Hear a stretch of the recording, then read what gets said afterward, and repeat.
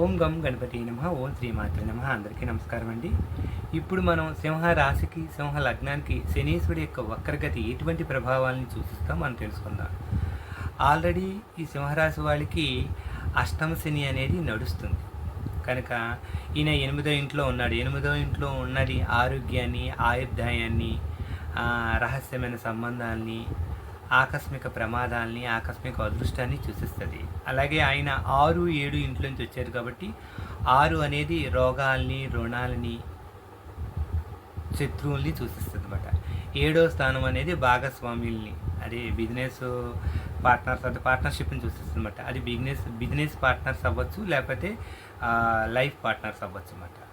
So దీనివల్ల ఏం జరుగుతుంది అంటే మీ దశ బాగుంటే వివాహంలో జరుగుతున్న గొడవలకి ఒక పరిష్కారం అనేది సూచిస్తుంది.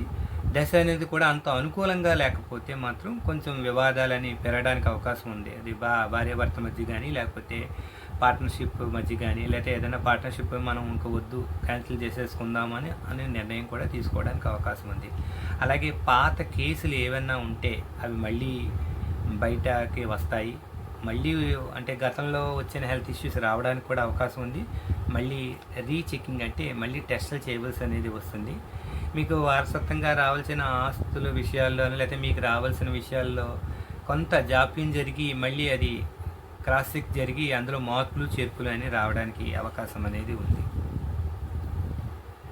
కొన్ని రహస్యమైన విషయాలు కూడా బయటపడడానికి అవకాశం అనేది ఉంది. కొంచెం జాగ్రత్తగా అనేది ఉండాలి, ఎందుకంటే అర్ధాష్టమ శని నడుస్తుంది కాబట్టి. నేను రెమెడీస్ కోసం ఒక వీడియో ఆల్రెడీ చేశాను. ఆ వీడియో అనేది చూడండి.